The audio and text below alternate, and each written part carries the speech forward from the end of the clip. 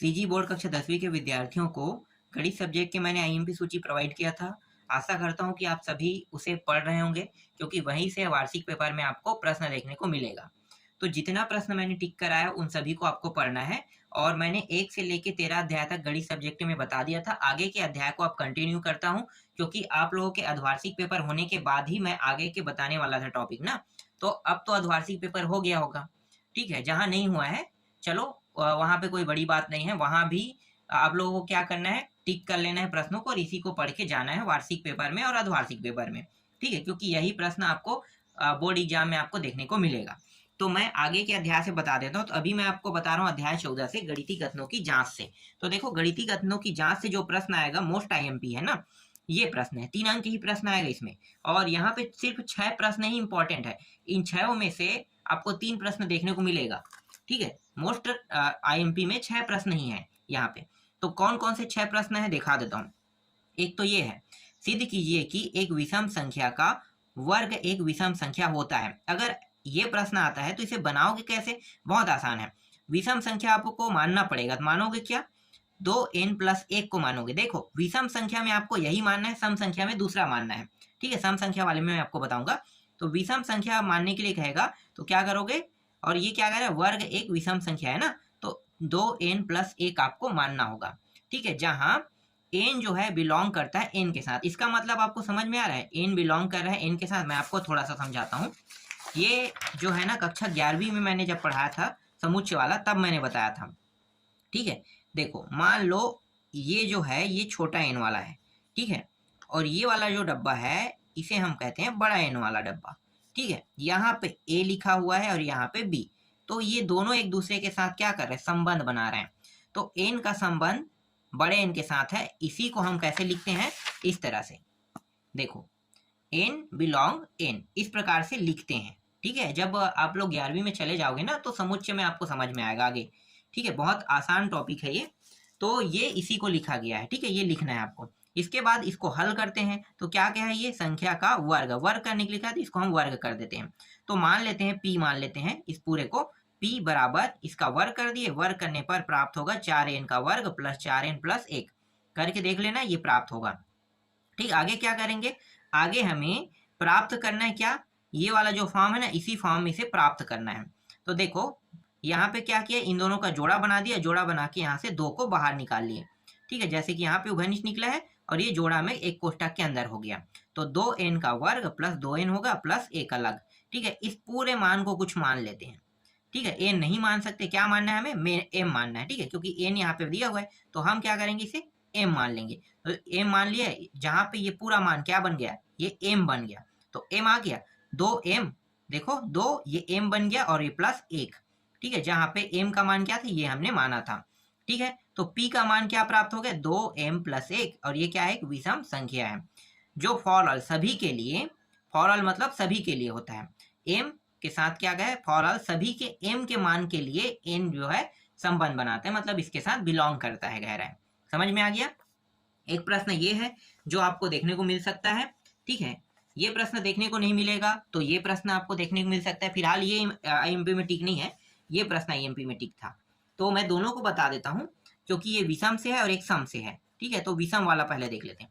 यहाँ पे देखो 4 का गुणज है कह रहा है, तो हमें सिद्ध करना है ये 4 का गुणज है कि नहीं। कैसे सिद्ध करोगे, तो देखो विषम संख्या का है तो हमें वही मानना है 2n+1, ठीक है। एवं कितने संख्या बोल रहा है, किन्हीं 2 का है ना, तो 2n+1 और दूसरा संख्या क्या है, 2n+3, ठीक है। 3 क्यों, क्योंकि विषम संख्या 1 के बाद 3, और 3 कहता तो 5 लिखते, और 4 कहता तो 5 के बाद क्या आता, 7 आता पीछे में। 2n तो रहता लेकिन पीछे में 7 हो जाता। तो ये समझ में आ गया, ठीक है। जहां n बिलोंग करता है किसके साथ, n के साथ बिलोंग करता है कह रहा है, ठीक है। तो n के साथ ये बिलोंग कर रहे हैं। अब यहाँ पे इसको p मानेंगे, इन दोनों मानों को, और ये दोनों क्या है, एक दूसरे के साथ जोड़ देंगे।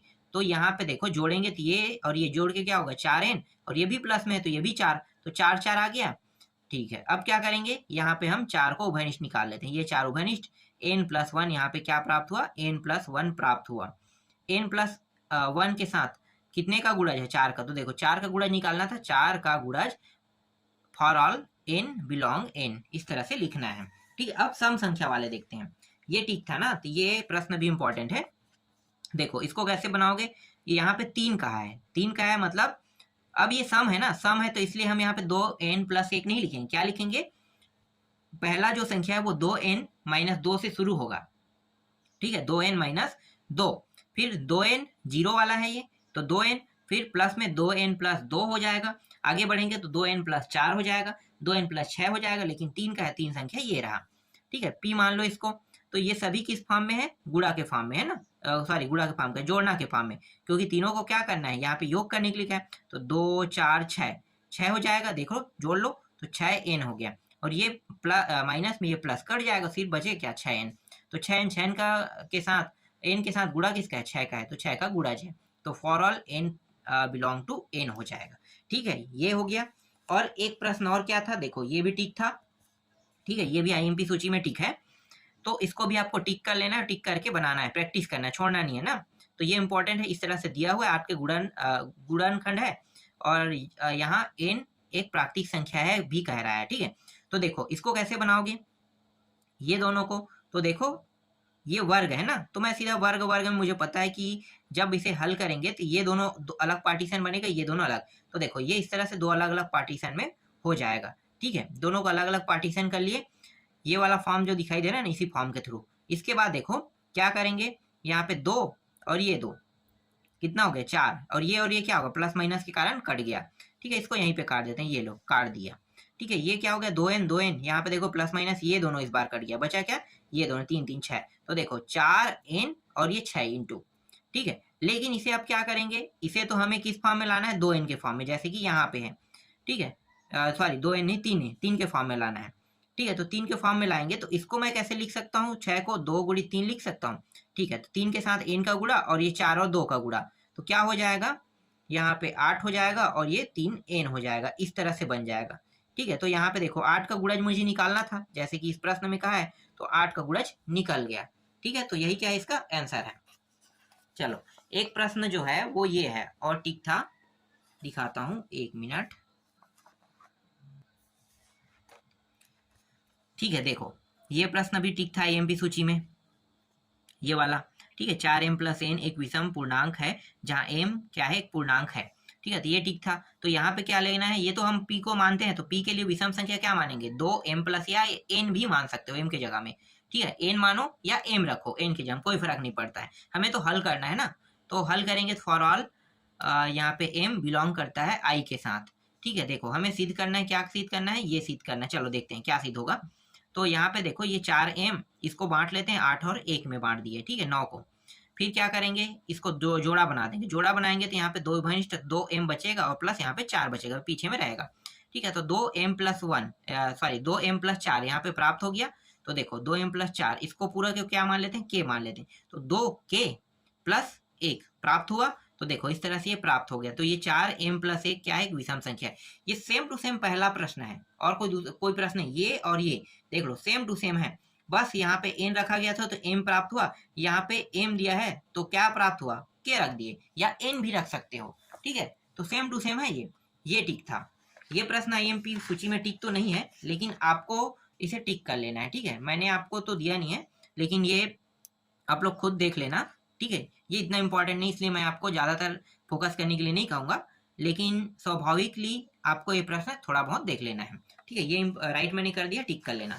जो इंपॉर्टेंट है उसको मैं सोल्यूशन भी बता रहा हूँ, जो आने वाले हैं उन्हीं का सोल्यूशन बता रहा हूँ, और ये प्रश्न भी आईएमपी में टिक था, मतलब ये भी संभावना है आने की, मैं थोड़ा सा बड़ा कर देता हूँ, ये अपने परीक्षा बोर्ड में टिक करते जाना हो, देखो जो सिद्ध कीजिए कि एक विषम और एक सम संख्या का जोड़ हमेशा विषम संख्या होता है, कैसे सिद्ध करोगे, तो देखो सम पूर्णांक b को हम b बराबर 2k लिखेंगे, बिल्कुल 2k लिखेंगे तभी तो ये सम होगा ना, एक रखेंगे तो एक k का मान एक रखोगे तो 2 प्राप्त होगा, 2 रखोगे 4 प्राप्त, 3 रखोगे 6 प्राप्त होगा, मतलब ये सम प्राप्त होगा, ठीक है, इसी तरह से विषम प्राप्त करने के लिए क्या करेंगे, जैसे कि a का मान 2k1+1, मतलब k का मान क्या रख सकते हैं, यहाँ पे 1 रखेंगे, k1 का मान 1, तो ये 2 1 3 होगा, फिर 2 रखेंगे तो 2 और 2 4 1 5 होगा, मतलब विषम का विषम प्राप्त होगा, इस तरह से एक समीकरण ये प्राप्त हो गया। अब दोनों को जोड़ देते हैं, दोनों समीकरणों को क्या करेंगे, ये और ये जोड़ देंगे, तो जोड़ोगे तो देखो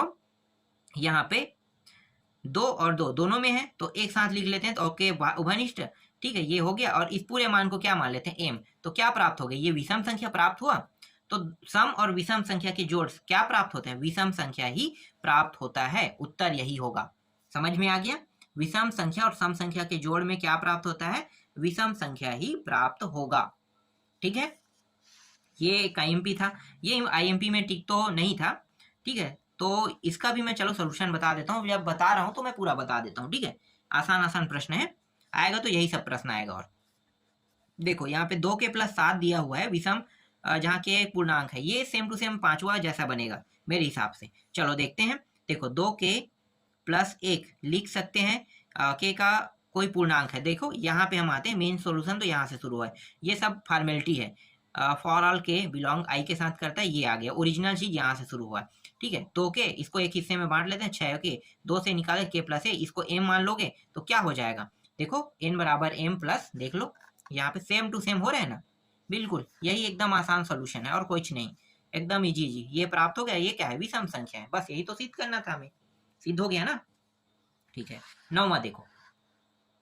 9वां प्रश्न में क्या दिया है, x square minus 6x plus 5 सम है। तो x विषम है जहां फॉर ऑल x बिलोंग करता है i के साथ। ठीक है, ये क्या सिद्ध करने के लिए कह रहा है, विषम ना, x विषम है पूछ रहा है। चलो कैसे सिद्ध करोगे, तो देखो क्या करेंगे कि x विषम नहीं है कह के यहाँ पे बता रहे हैं ये पूरे मान को। ठीक है, ये पूरा लिखोगे सम नहीं है। ठीक है, अब x विषम नहीं है, x सम है कह रहा है। ठीक है, तो अब देखो यहाँ पे आते हैं। x बराबर 2 के और k इस तरह से लिखोगे। अब जहां पे x रहेगा उसके स्थान पे क्या रख देंगे, k रख देंगे। तो इस तरह से देखो k रख दिया सभी जगह पे ना। इसके बाद इसे अलग कर लिया और ये अलग हो गया। तो इन सभी में देखो 2 के गुणा चाहिए, तो 2 उभयनिष्ठ निकाल लिए, 2 यहाँ पे बचेगा 6 और यहाँ पे 2 बचेगा। ठीक है, इस पूरे मान को क्या मान लेते हैं, कुछ भी मान लो, a b c। ठीक है, तो b मान लिया, यहाँ पे b प्लस 1 आ गया। तो क्या प्राप्त हुआ, विषम प्राप्त हुआ। तो पूरा मान क्या हो गया, विषम हो गया। देखो यहाँ पे लिखा हुआ है, बस सेम टू सेम ऐसे सॉल्यूशन करना है, विषम प्राप्त हो गया। कितना आसान आसान टॉपिक है। इसी तरह से 10वां को भी वैसे ही सिद्ध करना है भाई, और कुछ नहीं करना है। देख लो, सिद्ध कीजिए कि 2 क्रमागत पूर्णांक संख्याओं के वर्गों का योग 4 से विभाजित करने पर शेष संख्या सदैव 1 प्राप्त होता है। तो सदैव 1 प्राप्त होता है कह रहे, देख लेते हैं, ये भी बहुत ईजी है। तो यहाँ पे देखो, माना 2 क्रमागत पूर्णांक संख्या है, जैसे n और n प्लस 1, ये 2 क्रमागत है। इन दोनों को क्या कर दिए, वर्ग करके जोड़ देते हैं। ये वर्ग कर दिया और जोड़ दिया, n का वर्ग प्लस n प्लस 1 का वर्ग जोड़ दिए। ठीक है, तो क्या प्राप्त हो जाएगा, तो देखो यहाँ पे p बराबर 4q प्लस 1 रखा है। ठीक है, ये जो p का मान है इसे रख दिया। अब ये समीकरण एक, ये समीकरण एक, दोनों की तुलना कर दो। तुलना करेंगे तो ये इस तरह से मान प्राप्त होगा। ठीक है, अब देखो यहाँ पे ये एक है, ये एक है, ये दोनों का एक क्या हो जाएगा, कट जाएगा, बचे क्या ये दोनों। ठीक है, 2 उभयनिष्ठ निकाल लो, यहाँ से देख सकते हो 2 2 दोनों में से। ठीक है, ये हो जाएगा, ये कट जाएगा, और बचेगा क्या, n प्लस 1 अपान 2 और q का मान इतना प्राप्त हो गया। और टोटल जो मान है देखो, n का वर्ग प्लस n प्लस 1। ठीक है, इसका मान क्या हो जाएगा, फिर ये 4। ठीक है, 4 और ये n प्लस 1, इसके साथ क्या कर दिए, 4 का गुणा हो गया है, और प्लस 1। मतलब ये जो पूरा मान है ये किसका मान है, q का मान है। और इस मान को कहाँ पे रखेंगे, देखो इस मान को हम रख रहे हैं, यहाँ पे रख रहे हैं, देख सकते हो यहाँ पे रख रहे हैं। ठीक है, यहाँ पे रखेंगे जहाँ पे q है, यहाँ पे दिखाई दे रहा है आपको, q कहाँ पे है, यहाँ पे रख दिया। तो ये जो मान है इसके यहाँ पे आ गया। ठीक है, इस तरह से ये सिद्ध हुआ। तो यहाँ पे देख सकते हो 4 से विभाजित करने पर शेष सदैव 1 प्राप्त होता है। ठीक है, इसके बाद ये 6वां प्रश्न है, ये वाला भी दिया हुआ है, देख लो। इसे मैं टिक तो कर, गलती से टिक हो गया है, ये नहीं बनाओगे तो भी कोई मतलब नहीं है। 3 नंबर का प्रश्न है ही नहीं और 3 नंबर में आएगा भी नहीं, छोड़ दो इसको। ठीक है, 3 नंबर में ये टिक था, 3 नंबर में, 3 नंबर के लायक नहीं है, इसके आने के चांसेस भी नहीं है, फिर भी 3 नंबर में ये टिक दिया हुआ है। अब मुझे पता नहीं 3 नंबर में क्यों उन्होंने टिक किया है, बोर्ड ने, बोर्ड का प्रश्न है तो मुझे तो लेना पड़ेगा इसे। ठीक है, तो चलो देख लेते हैं। तो यहाँ पे क्या करोगे, देखो n बड़ा है किससे और बराबर है 3 से, ये बहुभुज क्रमशः त्रिभुज चतुर्भुज पंचभुज इत्यादि होंगे। ठीक है, ये सब चीज फॉर्मेलिटी निभाने वाला है, कुछ करेंगे नहीं, सीधा सॉल्यूशन पे आते हैं। देखो यहाँ पे क्या दिया, ये है ना, तो यहाँ पे 180 अंश है, 1 गुणित 180 अंश यहाँ पे, और यहाँ पे देखो ये चतुर्भुज के सभी अंतःकोणों का योग 2, 180 अंश है मतलब 2 से हो जाएगा। तो 2 180 कितना हो गया, 360 होगा ना। ठीक है, 360 हो जाएगा। तो पंचभुज करेंगे, तो पंचभुज में क्या होगा, पंचभुज में इसके जो कोणों की संख्या वो बढ़ जाएगा, तो 180 गुणित 3 हो जाएगा, देखो ये रहा। ठीक है, इसके बाद आगे क्या करेंगे, देखो यहाँ पे बताया गया है बहुभुज की संख्या -2 और गुणित 180, तो n - 2 गुणित 180। ठीक है, तो n - 2 ये बहुभुज है n, इसका मान ये रखेंगे n - 2 180, और ये दोनों हल करेंगे तो कितना प्राप्त हो जाएगा, देखो ये मान प्राप्त हो जाएगा। ठीक है, ये ठीक था, इसलिए मैं इसे बता दिया। इसे एकदम बारीकी से मैंने नहीं बताया ना आप लोगों को। ठीक है, ये तुम लोग खुद देख लेना थोड़ा सा बारीकी से, क्योंकि वीडियो बहुत लंबा बन रहा है, और लंबा बनेगा तो आप लोग देखते भी नहीं हो, इसलिए ज़्यादा सोल्यूशन मैं नहीं दूंगा। और ये रहा ये वाला, सिद्ध कीजिए कि किसी त्रिभुज के अंतः कोणों का योग 180 अंश होता है। ठीक है, ये मैंने टिक कर दिया। ये प्रश्न आपको देखने को नहीं मिलेगा, क्योंकि ये प्रश्न, चलो छोड़ दो इसको। ठीक है, 13वां आपको देखना नहीं है, 13वां छोड़ सकते हो। और ये 14वां प्रश्न भी आपको देखने की जरूरत नहीं है, भले टिक हो गया है पर इसको छोड़ देना है। डायरेक्ट आपको देखना है ये 15वां प्रश्न, ये 15वां प्रश्न इंपॉर्टेंट है। ठीक है, इसको देख लेना है। तो इसका सॉल्यूशन वही है, 6n + 13 लिखा हुआ है। 13 क्या करोगे, 12 बनाओगे, ये 12 बनेगा, 12 एक बचेगा, 12 एक बचने के बाद 6 बाहर निकालोगे तो कितना हो जाएगा, मतलब ये आपको यहाँ से कुछ तो निकालना पड़ेगा ना, जैसे कि यहाँ पे देखो निकाले हैं, निकाल के बनाए हैं वैसे ही। तो 6 से देखो 2, यहाँ पे 2n + 6 निकल गया, और इस पूरे मान को क्या मान लिया, k या n, देख लो k माना है ना, k माना है, तो देखो 2k + 1 विषम क्या है, पूर्णांक संख्या है।